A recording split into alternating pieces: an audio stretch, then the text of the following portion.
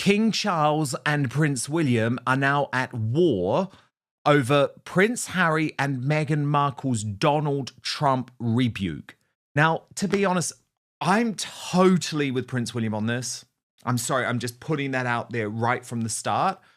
What Harry and Meghan did by openly speaking out against Trump was disgusting, was despicable, went against all diplomatic norms, and also is hugely disrespectful for Harry, given he is in America.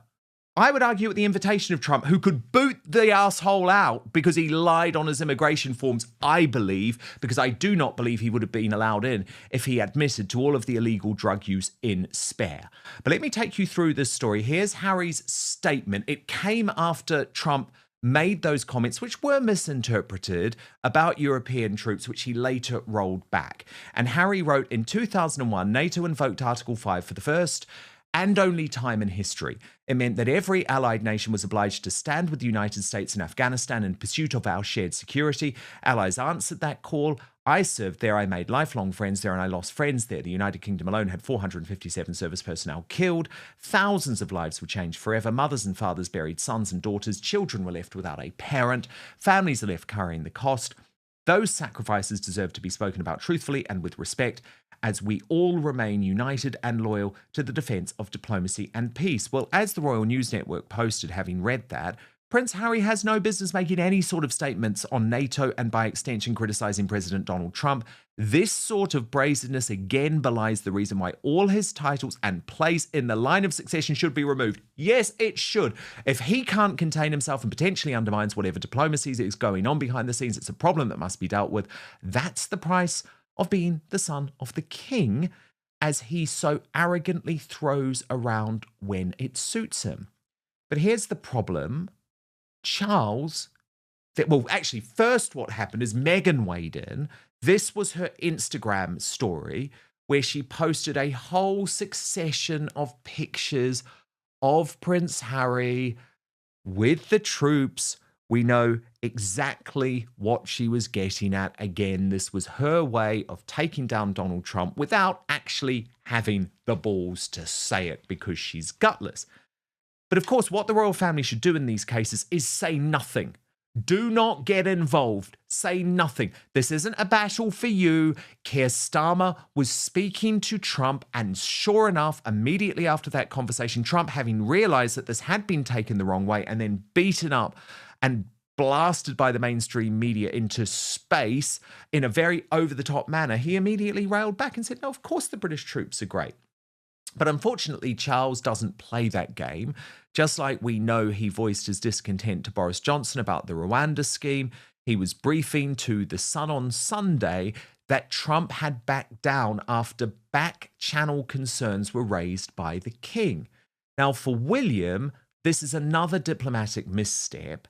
And if you look at a load of reporting from America, I think this shows where there are these new fractures that have developed. Not everyone wants to hear this, but it's just the truth, between Charles and William, not over how they deal with international relations and all of that type of thing, but about how they're going to deal with the Harry issue, which is William wants exile, William wants the title stripped. Charles seems to be giving into this idea that his mother had absolutely abandoned, that Harry and Meghan can live as some type of half-in, half-out royals.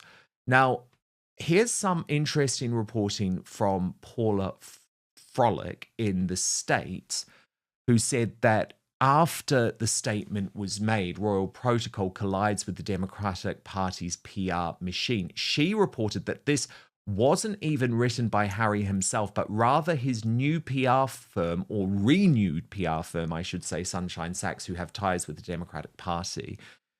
Harry sent out an impassioned statement this week, and it was powerful, impactful, and my sources tell me not only deeply inappropriate, but also not physically penned by him.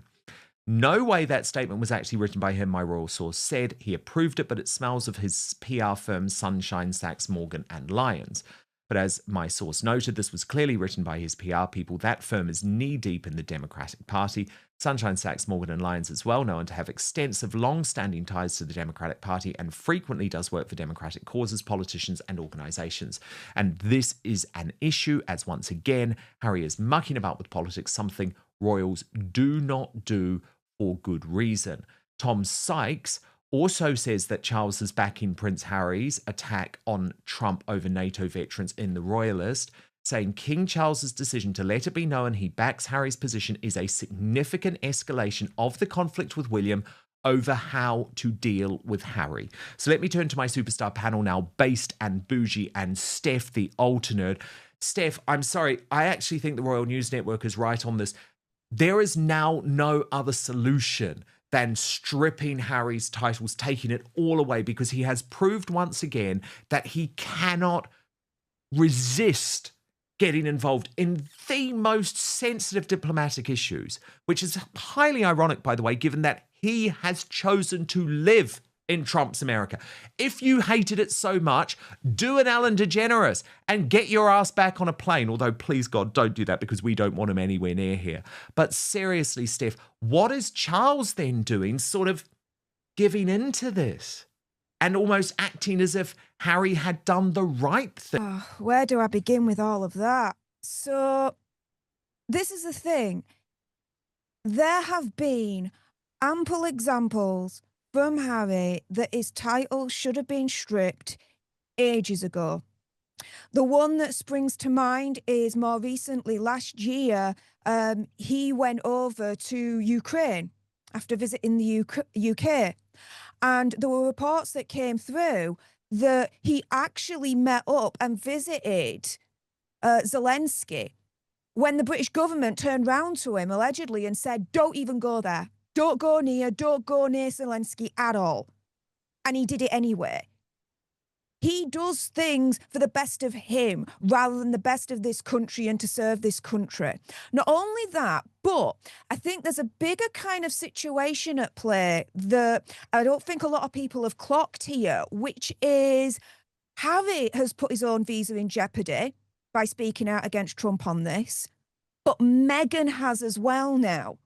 Because with Meghan turning round and putting up all those pictures on Instagram of Hazza, you know, serving in the military in Afghanistan, this, that, and the other, she's also attacking Trump as well. And bear in mind that even though this whole Hazza visa situation is a little bit on the quiet front at the moment, best be known, it's still going on at the moment. It's still going ahead. And the more that Harry and Meghan attack Trump, the more that they're just putting that final nail in Harry's visa's coffin. And he's going to be kicked out if he's not careful. And if we're not careful, we're going to be getting him back, whether we like it or not, unfortunately. The other thing I would also say is Hazza just needs to shut up when it comes to trying to go onto his high horse here. Because if you are to believe the rumours and the reports, there was an article where the Major General turned round and said that he slept through an attack on Captain Bastion. He slept through it. You've got other people apparently turning round and saying that he was protected. He was wrapped up in cotton wool. There was no way anyone was going to get near him. He just needs to sit down and shut up. Yeah, I totally agree. He really does. But he cannot help himself, Based and Bougie, because the point is, right, there hadn't even been 24 hours to allow Trump to actually row back on these comments. I refused to join this sort of purity test that was being put out there. It was almost like, if you don't condemn Trump, then you're not a patriot. No. Everyone knows that I support British troops. But Trump was not actually speaking about British troops, as he made abundantly clear in his Truth Social post. But the one person who the world did not need to hear from on this is Prince Harry. And I think it does prove that he is actually now a danger to the British royal family. And I believe that William's strategy in terms of how he should be dealt with is the right one. I'm starting to think that Meghan is like Harry's handler, just sent to Harry's life to destroy him and just make him make stupid decisions. Because first and foremost, you posting pictures of Harry in the army isn't convincing us nothing. We know very well that Harry was probably the most protected person in that army due to his title at the time. Second of all, how dare you criticize Trump while still continuing to live under Trump's administration? You can easily leave. And this is why I do not like Harry and Meghan, not because I don't like them personally, but I can so clearly see that they are just puppets. They're just puppets used to completely go against anything that has to do with Western culture or anything that has to do with patriotic culture, and they're just here to push this woke ideology. They did it during the BLM. They used the BLM riots as an opportunity for Meghan to start playing the victim, and now the new wave is like criticizing Trump and ICE and his administration. Now they're jumping on that wave, trying to get their followers and audience to go against Trump. I know, and I can see through it, and I can see that they are just puppets being used by the woke mob. Yeah, totally. And look, the thing is, I would argue the whole Harry and Meghan project is falling apart, Steph. I mean, how on earth can we have Harry going from court last week where he was just a pathetic excuse of a man like, oh, the royal family made my life a misery. They forced me to perform in front of the media. It was just awful. To literally getting on a plane and going to the Sundance Film Festival where his wife made him perform on the red carpet in front of the cameras. Now, by the way, the whole thing was a complete disaster, Steph, as you know, because they couldn't even fill up the movie theatre. That's how unpopular they were. But if you just look at this footage of them on the red carpet, what you will see is that Harry is initially kept to the side of the room by Meghan Markle and is just allowed to watch on. And it's only when she gives him the go-ahead that he is actually allowed to come and join. And what's so embarrassing, Steph, is you'll actually see in a hot minute that he sort of sprints across because he's like a little puppy dog, and Meghan's told him, okay, now you're allowed this moment. I mean, could you believe this footage? Yes, because we've seen it so many times There he before. Really, in the grand scheme of things. I mean, usually I'd give the benefit of the doubt because in showbiz, you know, when you are partnered up with someone, that usually happens, right? You've got the first person out in front taking their pictures solo, and then they'll get their partner in, and then you've got like a dual picture, right? So there is that kind of thing that happens on the red carpet. However, with Hazza and Megzi, yeah, they're a little bit different because we've seen this happen now many, many times before. The other thing as well that I think is more embarrassing than the fact that they couldn't even fill the seats, is that the Sundance Festival, this festival primarily is set up so that filmmakers and indies and all that lot can come together, show their product, show their film for studios and whatnot to buy. And so here's the question. Why is a documentary executive produced by Hazza and Megzi all of a sudden being shown at Sundance for buyers? Isn't Harry and Meghan on a contract with Netflix so that they've got first refusal? Exactly. That means only one thing to me. Netflix have seen it and have refused outright to have it on their platform. Oh, they have. You're absolutely correct. She has been working on this movie, she says, for 2 years. Well, that means Netflix didn't want it, and you actually had to wait till you'd left your exclusive deal before you're trying to sell it at Sundance. And that's absolutely right. Meghan was acting as if this were the Oscars. You know, she was sweeping in to win these awards. No. You're desperately trying to sell this project because no one wants it. There was an interesting moment based, I want to show you this on the red carpet, where you can just see how furious Meghan was with the interviewer because he dared bring up her daughter, Lily, and she immediately turned and passed it on to the director of the movie. But again, I find that really odd. It's like, you're the one that's putting your child on your Instagram account all the time. Why on earth can this person not ask a question about whether you want her to join the Girl Guides? Watch this. Right out of the gate, This isn't framed as a disagreement, it's framed as war. King Charles versus Prince William. And the battleground. Prince Harry and Meghan Markle inserting themselves into US politics. The framing is deliberate. This isn't about Trump. It's about Harry overstepping, again, and dragging the monarchy into political territory it has spent centuries avoiding. William's position is crystal clear. This is reckless. This is dangerous. This puts the crown at risk. And frankly, that's the adult position. Harry's NATO statement is emotionally charged, carefully worded, and designed to sound unimpeachable. But here's the problem no one in Sussex PR wants to address. He is no longer a working royal.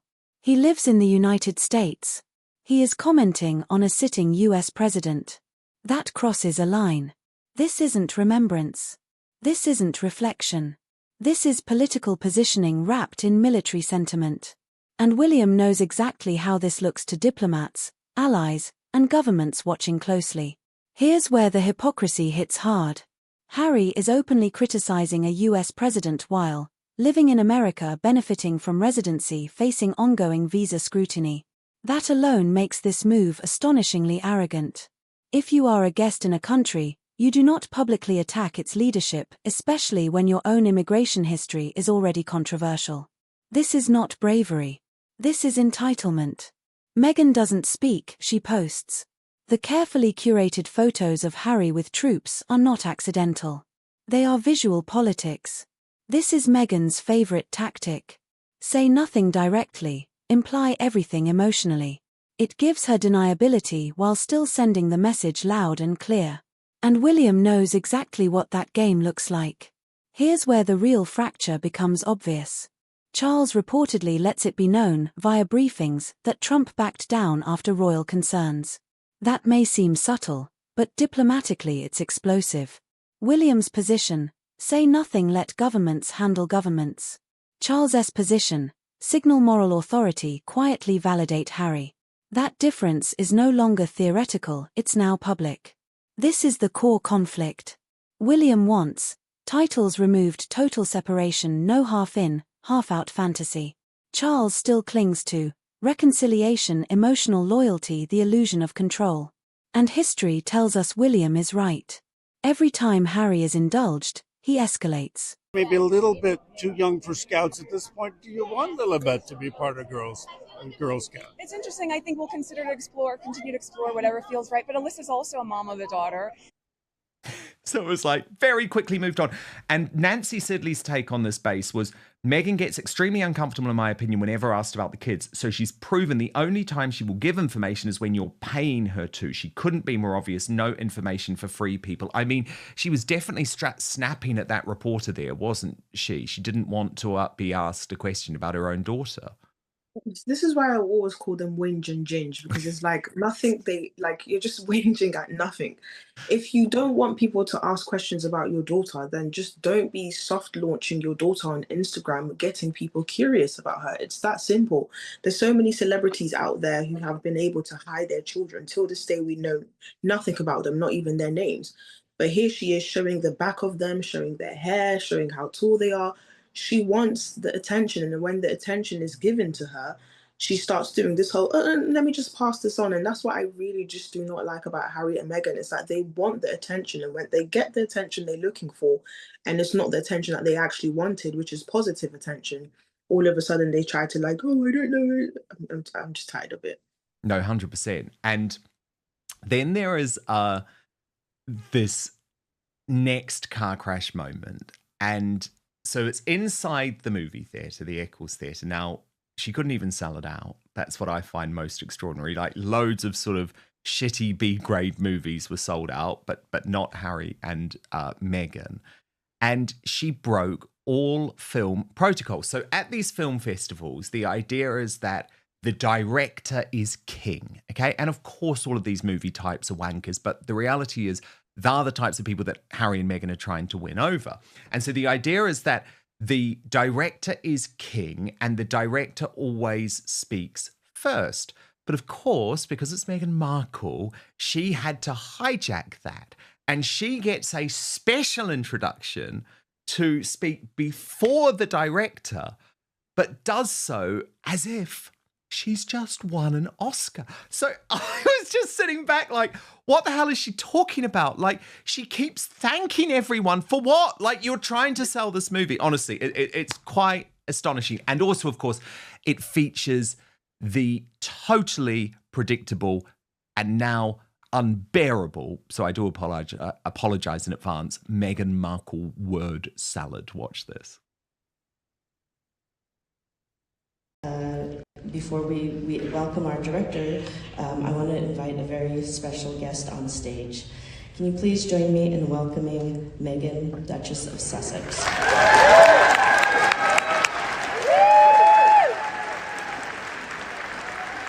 Good morning, everybody. She loves it, doesn't she? Thank you guys so much for being here bright and early. I know some of you probably had late nights last night, so extra thanks for the effort. Nothing that a little cookies and coffee can't help. Look, my husband and I and our 12 Productions, we are so proud and privileged to be able to support and uplift Cookie Queens. This film, yes, is probably the cutest at the festival, but I'm also going to go out on a limb and say it is one of the most powerful and meaningful depictions of something that is an American tradition and rooted in nostalgia, but is now put through this lens from the incredible creative vision of Alyssa to show something modernized about the girlhood experience and all the layers and complexity that come with that. Couldn't So yes, just be it's cute. And yes, these young ladies are fantastic and adorable, but they are also layered, beautiful girls who are about to become very strong leaders and young women. So thank you for supporting that.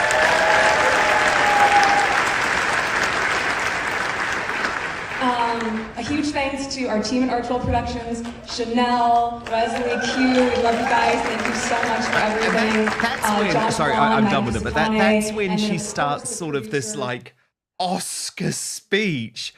But Steph, isn't it so telling that this couldn't just be a cute little documentary? You know, that's not enough for her. It has to be some new feminist project.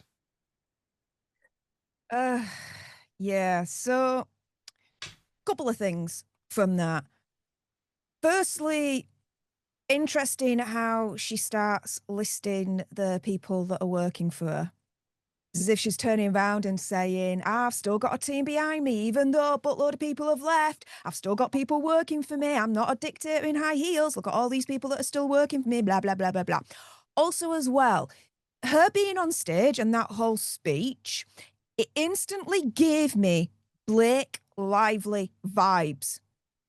She's taken over this movie and she's trying to make it out as if it's her own. Yes. That she did the movie. That she directed it. It was all her idea. And she had nothing to do with it, Steph. No. Like, it was made before she came on board.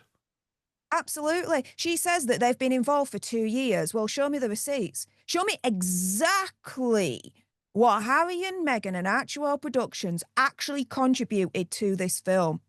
Furthermore, something that Based and Bougie said earlier on rang true with me, but I wanted to take it one step further, which is this. Even if in an alternate universe, Meghan didn't put her children, Lily and Archie, on Instagram, this, that, and the other, the very fact that Megsy has executive produced a Girl Scout movie and is doing press for it instantly automatically means that when you're doing an interview, what's going to happen? The interviewer is going to be asking about your daughter and what your daughter thinks about the Girl Scouts, this, that, and the other. So what does she expect when she's on the press circuit for a Girl Scout movie? Of course her daughter's going to be asked about it. The other thing as well that I noticed during that particular moment that I mentioned yesterday on my own live stream is that when you pause it, when the reporter calls her Lilibet, she's not happy. Her eyes are glaring. It's as if looks can kill. Her eyes are glaring and her jaw is locked and she ain't smiling because the corners of her mouth are downturned. Reason why is because, opinion, conspiracy theory, whatever, Megsy was unhappy at the title snub. It's as if Megsy was turning around and saying, it's not Lilibet, you know, it's Princess Lilibet. Oh, Steph, you are so good at this. And of course, Now comes the bombshell. Sources suggest Harry didn't even write the statement. Instead, it smells like Sunshine Sachs, a PR firm deeply connected to Democratic Party messaging. That matters because royals do not play party politics. Harry keeps pretending he's above politics, but his PR choices say otherwise. William sees this clearly. Harry isn't just loose-lipped, he's being managed. Here's the irony. Harry's moral grandstanding may be actively damaging his own legal standing in the US. Every public political swipe raises scrutiny, strengthens critics, weakens his position. And Meghan amplifying it only worsens the optics. If Harry ends up forced out of the US, it won't be Trump's fault, it will be Harry's arrogance. This is where credibility collapses. 1 week. I hate the spotlight, the press traumatized me. Next week. Red carpet. Cameras. Posing on command. Harry looks miserable, sidelined, and visibly controlled. The contrast is brutal and impossible to ignore. This is the quiet humiliation no PR spin can hide. Sundance is for selling projects. Which tells us one thing, Netflix passed. If Netflix wanted it, it wouldn't be shopping for buyers. Empty seats confirmed what Hollywood already decided. The Sussex brand no longer sells. Meghan freezes the moment her daughter is mentioned, despite soft launching the children online, producing a Girl Scout-themed film, doing press voluntarily. You cannot manufacture curiosity and then punish journalists for noticing. It's control, not privacy. This is where industry insiders quietly recoil. At film festivals, the director speaks first, always. Meghan breaking that rule screams one thing. This is about me. The word salad. The Oscar-style speech. The self-importance. It wasn't support, it was hijacking. This isn't personal for William. It's strategic. Harry ignores protocol, inserts himself into politics, creates diplomatic risk, refuses restraint. William sees a liability. Charles sees a son. History will side with William. Alright, now I want to hear from you. Do you agree with Prince William that Harry's titles must go, yes or no? Has Meghan turned Harry into a political liability for the royal family? And should Charles finally stop protecting him? Drop your thoughts in the comments, hit like if you think this was a diplomatic disaster, subscribe if you're tired of PR spin and want the truth. Let's talk, because this story is far from over.